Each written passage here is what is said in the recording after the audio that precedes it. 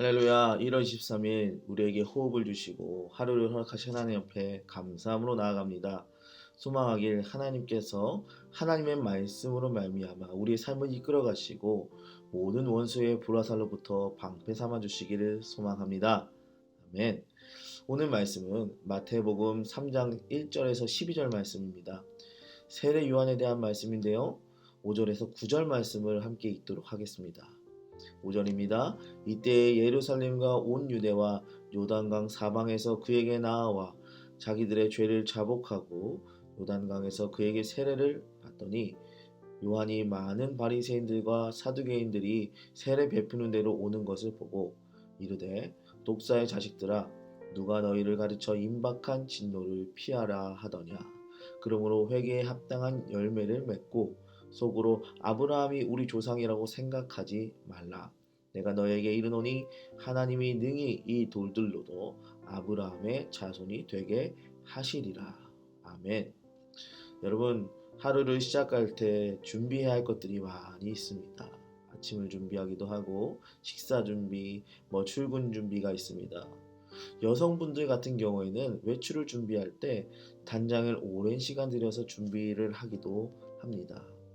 저 같은 경우도 매일 준비하는 것이 있는데 19개월 된 아들의 식사 준비를 합니다.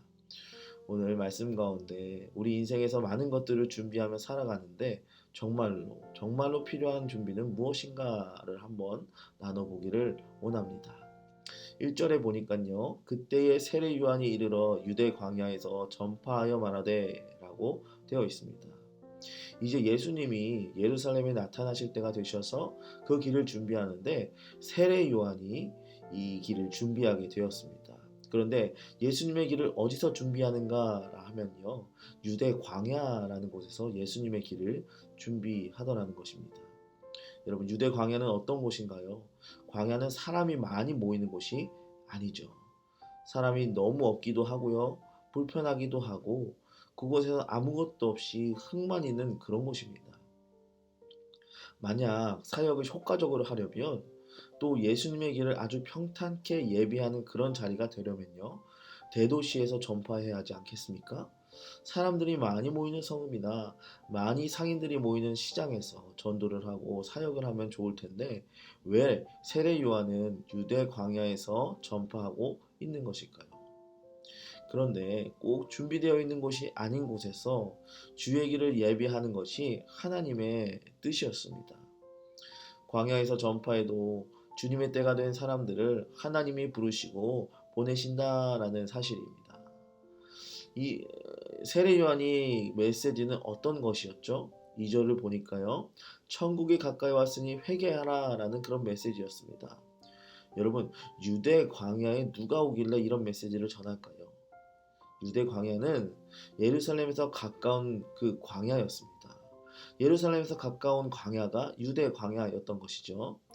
이 광야에 회개의 메시지를 들으러 오는 사람들은요, 주로 유대인들이었다는 사실입니다. 유대인들은 자신들을 아브라함의 후손이라고 생각하고 당연히 구원의 대상자라고 생각했는데 이들에게 회개하라고 하는 이 메시지는요, 당시 너무나도 충격적인 메시지였습니다. 지금으로 치면 모태신앙으로 신앙생활을 20년, 30년, 많으면 40년, 50년을 했는데 구원받는 것은 당연한 것이지 않겠습니까? 그런데 구원을 받았다라고 해도 모자를 판에 회개하라라는 이 메시지는 유대인들이 듣기에는 불편하고 황당한 메시지가 아닐 수 없는 것이었죠. 아직도 돌이켜야 할 것이 많고 죄 많은 인생이라는 그런 메시지를 들으면 우리는 별로 좋아하지 않습니다.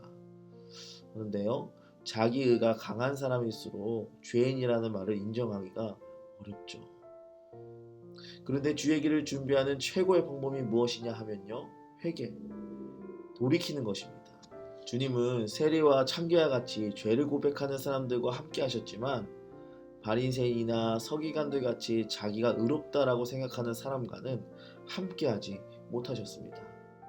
왜냐하면 예수로 의를 삼으려면 죄를 인정하고 회개를 해야 하는데요.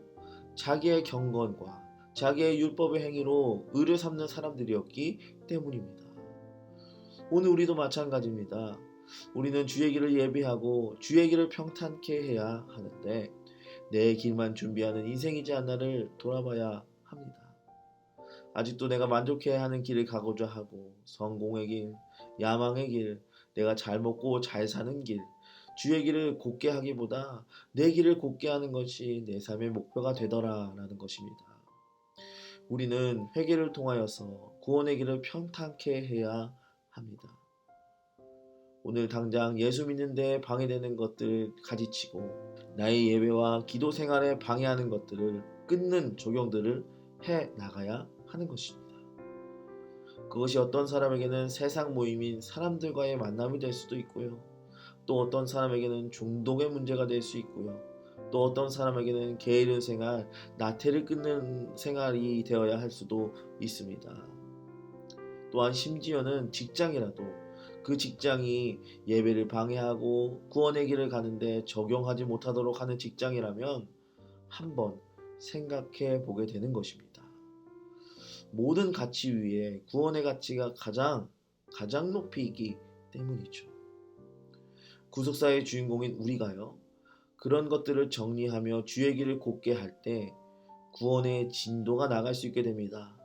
그 이후부터 나의 불신 가족과 공동체 지체나 주변 사람들까지도 주의 길을 예비하도록 도울 수 있는 세례 요한 같은 사람이 될 수 있는 것입니다. 그래서 우리가 가정에서, 직장에서, 내 삶에서 외치는 것이 무엇입니까? 주의 길을 예비하라, 회개하라 라는 메시지를 전달하고 있는가?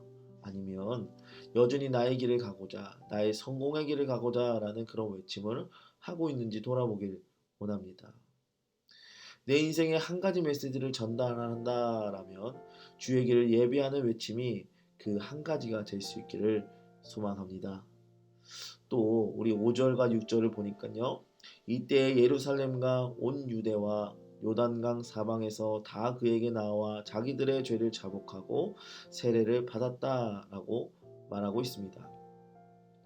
세례 요한의 가장 중요한 사명은요, 모두가 죄를 발견하고 회개할 수 있는 표지판 같은 역할을 했다라는 것입니다. 유대 광야에서도 회개와 세례로 신앙 고백하게 하고 예배를 드리게 하는 그런 사명을 맡고 있었던 것이죠. 하나님의 자녀로 살아가기 위해 우리는 광야 같은 인생에서 예배로 시작하고 예배로 마치는 것이 우리의 인생일 것입니다.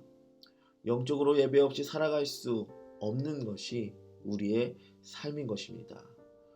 만약 예배가 없고 죄를 보는 것이 없다면 감정과 논리 때문에 건강한 신앙생활을 할 수 없게 됩니다.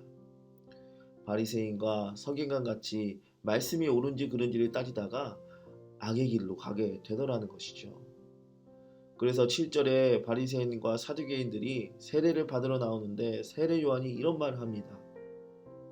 독사의 자식들아, 누가 너희를 가르쳐 임박한 진노를 피하려 하더냐?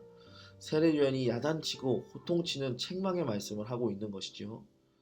회개의 메시지를 들어도 바리새인과 사두개인들은 어떤 생각을 했냐면, 죄인이라고 겉으로는 인정하는 듯 보였지만 그 속에는 뼛속 깊은 교만이 있었습니다. 나처럼 대단한 사람이 세례 요한을 찾아온 이것부터가 아주 대단한 겸손이 아닌가. 이 정도면 회개한 거지. 이렇게 겉으로는 겸손했지만 속으로는 교만한 마음으로 가득했던 것입니다. 속은 아닌데 겉은 의인인 척하는 영적인 교만이라는 병에 빠져 있었던 것이죠. 이처럼 고치기 힘든 고든 교만에 걸린 바리새인과 사두개인들에게 책망의 말씀으로 그것으로라도 깨트리고자 세례 요한이 전파하고 있는 것입니다. 여러분, 오늘 우리도 마찬가지입니다. 교회에 한번 가준다. 내가 가는 것만으로도 영광이다. 내가 헌신하는 것만으로도 많이 한 거다. 이런 마음을 우리는 버려야 합니다.